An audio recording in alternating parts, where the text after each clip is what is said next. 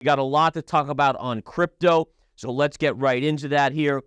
So crypto, guys, Bitcoin continues to, as they call it, moon, right? And again, it has, trading at 44,000. Incredible move. Now, again, looking at this consolidation, I still remember a week ago or so talking to you guys about this bullish consolidation wedge pattern, as I called it, where we continued to kind of chop in here. And I said, listen, if you looked at 100 of this pattern formation, basically 70% would break to the upside. Well, that's obviously what ended up happening here. Now, the question is, my max upside target is about 48,000, and I've explained to you guys why 48,000 is significant to me. So number 1 and 2, you have trend lines, right? So what we can see here, and I'm trying to be able to show all these trend lines here, but basically what we have is we have a pivot high from 2019. It cuts right through the bull market lows right here, and that line extends to basically 48 to 50,000. We then have this pivot high, which after the big drop, this was the highest pivot before the next leg down.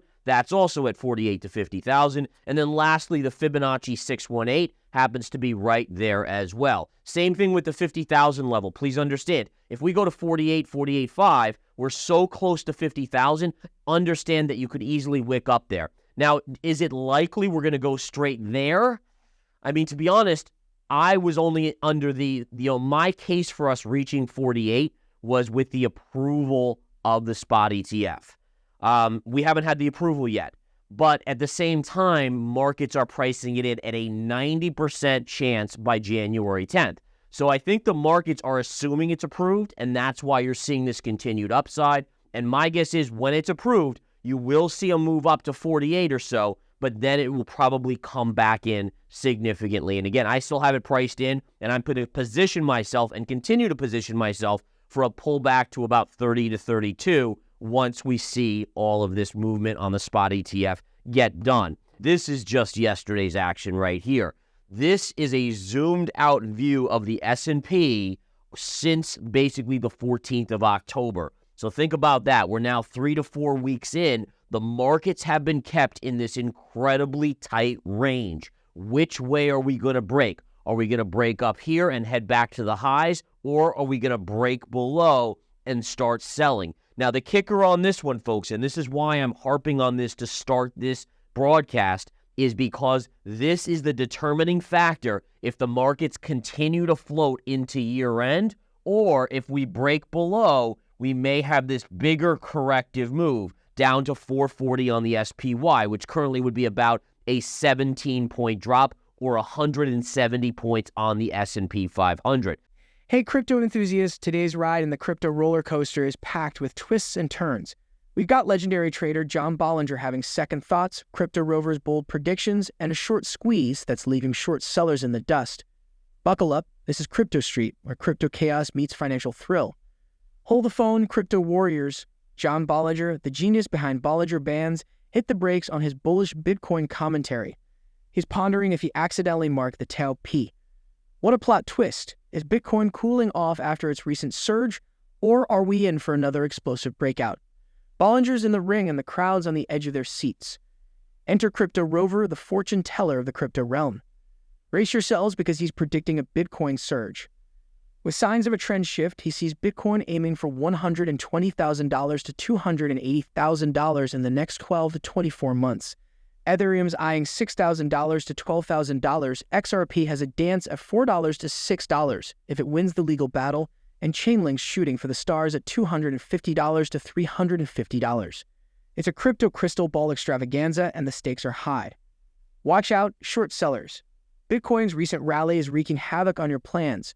In just 3 months, losses have piled up to a hopping $2.6 billion. The unexpected surge caught everyone off guard, especially short sellers betting against crypto stocks like Coinbase and MicroStrategy.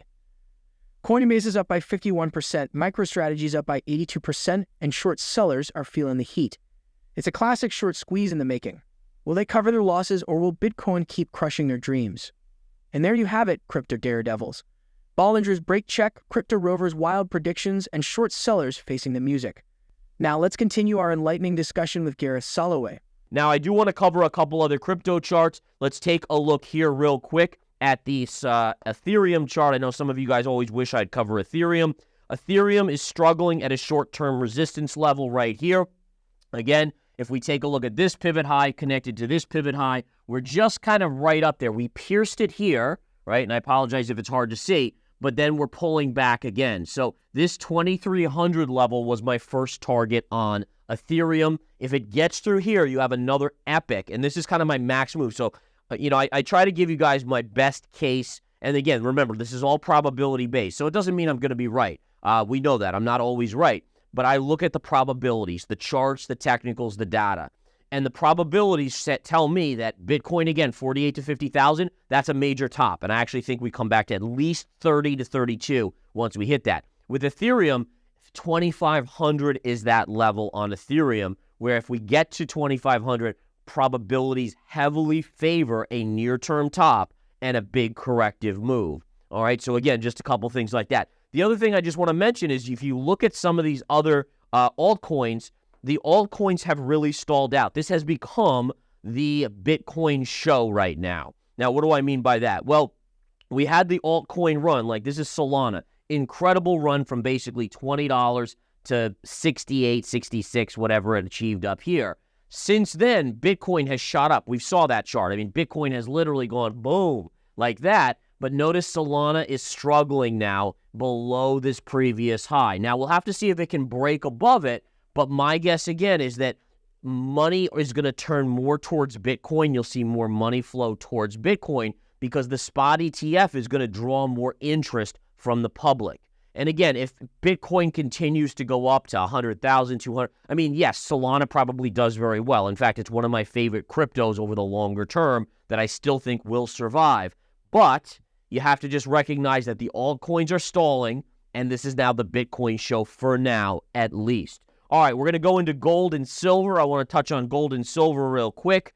All right, we have gold right here, guys. Again, gold, we know what happened with gold here.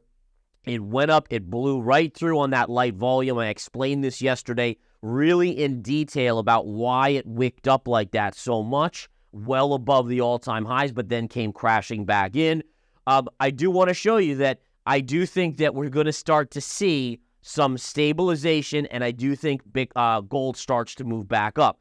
The better, more intriguing chart to me, so I'm just remaining bullish long gold. I mean, I did take a little bit of profit off. I took Newmont Mining off with members of InTheMoneyStocks.com. We made a nice score on that trade, and I'm glad I did because obviously it's had a little bit of a pullback since this move. But I'm still holding in the service GLD, GDX, and I still think those go considerably higher overall. But silver, I don't have much exposure directly to the silver commodity. And this chart's interesting, right? Because if we look at this, we have this channel, right? Channel here, and we have this area here. And obviously it's mirrored with this beautiful parallel channel. I mean, look at that parallel channel. Now, what I do know is that when you break out, it's a great thing, but there's a tendency for a retrace to the scene of the crime. The retrace would be right back here. So I guess what I'm saying to you is I may be interested in buying the SLV or silver at this retrace around $23.50 if it gets there. So if somehow we get silver to come back and retrace to this channel line, it broke out, it usually wants to come back and retest, that is going to be a very, very interesting level on the chart. Elon Musk's social media company X has obtained 12 money transmitter licenses across the United States. Furthermore, his artificial intelligence company xAI stated in a filing with the U.S. Securities and Exchange Commission, SEC, its intention to raise $1 billion in an equity offering. The U.S. Securities and Exchange Commission's former head of Internet Enforcement believes that there are two reasons why crypto prices are up. The first concerns regulatory oversight of the cryptocurrency industry, while the second revolves around the concept of the greater fool theory. The former SEC official also dismissed the reported 90% likelihood of the SEC approving the Bitcoin spot ETF as absolutely absurd. Coinbase has unveiled a new feature to its wallet service, streamlining international fund transfers. This new update aims to make the transfer of funds as effortless as sending a text.